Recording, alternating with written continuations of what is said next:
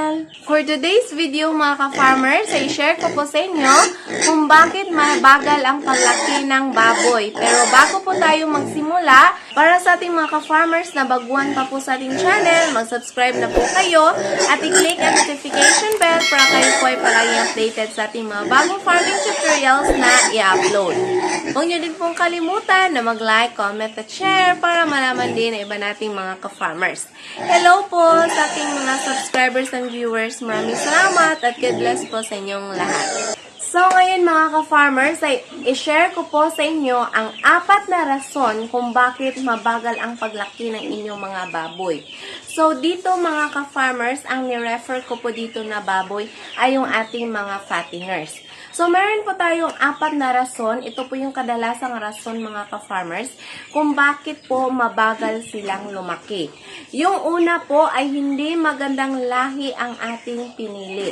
Napakalaki po ng epekto ng lahi mga ka-farmers kapag mag-pig fattening tayo.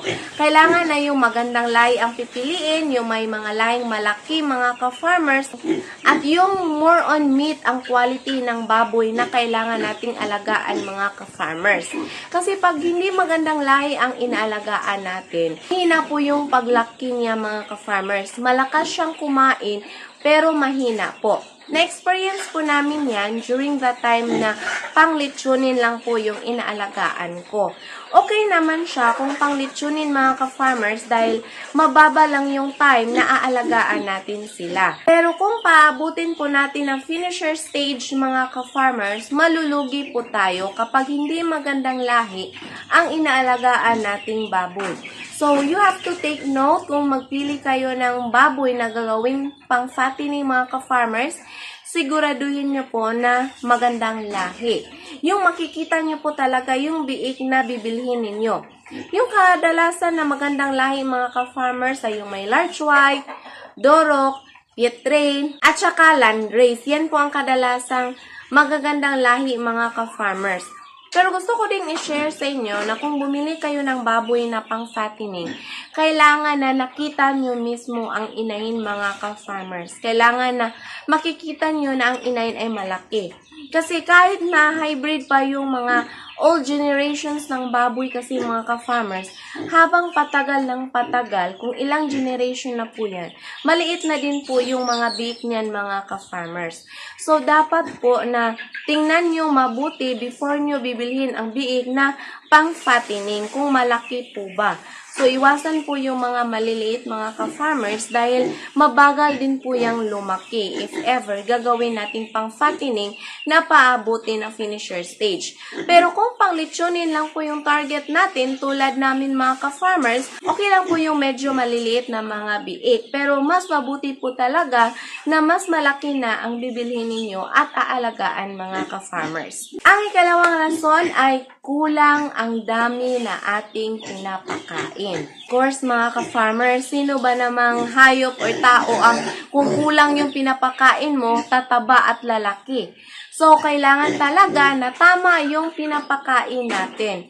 Merong mga hog raisers na only feeding po. Meron silang automatic feeders. Mas madali kasi yung paglaki ng ating mga baboy, mga ka-farmers, kapag only feeding. Pero kung walang automatic feeders, pwede naman na pakainin lang po natin ng tama yung ating mga baboy. Basta wag po nating i-budget yung pagpapakain ng ating mga baboy. And speaking of pagpapakain ng baboy mga ka-farmers, kailangan din natin na mag-invest ng magandang klase ng feeds. Yung may mga high density feeds mga ka-farmers. Medyo may kamahalan po siya, pero sulit po siya na ipakain sa ating mga baboy. Unlike po sa mga mumurahing feeds lang mga ka-farmers na binabudget lang din yung ingredients na inihalo sa feed. So, kailangan na yung quality na feeds ang ipapakain natin, lalo na kapag ang ating baboy ay nasa pre-starter at starter stage mga ka-farmers. Dahil ito po yung stage na pinaka-crucial para sa kanilang paglaki. So, take note, dapat na tamang dami po yung pinapakain natin sa ating mga baboy. Ang pangatlo mga ka-farmers ay hindi magandang kulungan at walang magandang ventilasyon. So, ngayon pa ba kayo nakakarinig nito mga ka-farmers na yung kulungan ay makaapekto din para sa pagbigat at paglaki ng ating mga baboy? Yes, ang kulungan mga ka-farmers ay meron po yung malaking impact sa paglaki ng ating mga baboy. Kaya ang isang fattener mga ka-farmers, meron po siyang allocated space na 1 meter. So, kapag meron tayong 3 by 3 meters na kulungan, so that is 9 square meters. Ang pwede lang po nating ilagay sa loob ng kulungan na yan ay nasa 8 lang po. 8 heads lang kasi mag-allocate pa po tayo ng para sa kainan nila mga ka-farmers. So, dapat mag-allocate tayo ng 1 square meter para sa ating mga baboy mga ka-farmers para hindi sila magsiksikan sa loob. Once magsiksikan kasi sila sa loob mga ka-farmers, yung ammonia, mag-stock siya sa loob. Hindi siya makalabas mga ka-farmers. Ang ammonia, ito yung hangin na galing sa dumi ng baboy. Kailangan po yan na palabasin natin para yung preskong hangin papasok sa ating pulungan at sa ganon matutulungan yung ating mga baboy na magiging presko, maganang kumain at sa ganon mas mabilis po yung paglaki nila mga ka-farmers. At ang ikaapat at panghuli mga ka-farmers ay palaging nagkakasakit ang ating mga baboy. So dito po papasok na palagi nating purgahin ang ating mga baboy mga ka-farmers. Advisable po na kada transition natin ng feeds na pinapakain or every month, dapat nagpupurga tayo sa ating mga baboy. And after 3 days, dapat din na magbigay tayo ng vitamins sa ating mga baboy. Dito sa amin mga ka-farmers, ang ginagawa ko, once a month kami magbibigay ng injectable na vitamins. Pero, naghahalo ako ng King's Vita Plus sa kada kain ng aming mga baboy mga ka-farmers. Hindi naman siya everyday, pero kung makabili ako ng isang sachet mga ka-farmers, makonsume po yan ng mga 3 days. So, ipapakain po yan, good for 3 days, yung isang sachet ng King's Vita Plus. Then, magbibigay na naman ako ulit sa kanila ng King's Vita Plus the next week na naman po. Itong King's Vita Plus, powderized po yan na vitamins mga ka-farmers. Mas easier po kasi siya sa akin. Sa injectable, ang ginagamit namin ay Belamil or Bexan SP.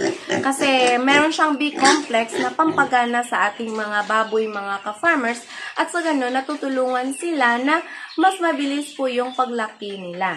So, yan po ang dapat ninyong tandaan mga ka-farmers, ang 4 na rason kung bakit mabagal ang paglaki ng ating mga baboy. Una, hindi magandang lahi ang pinili. Ikalawa, hindi tamang dami ang pagkain na binibigay. Ikatlo, hindi maganda ang kulungan dahil walang magandang ventilasyon.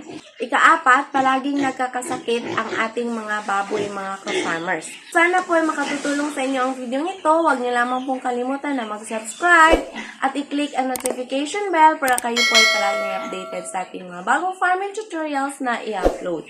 Thank you for watching. Happy farming. God bless everyone. Bye-bye.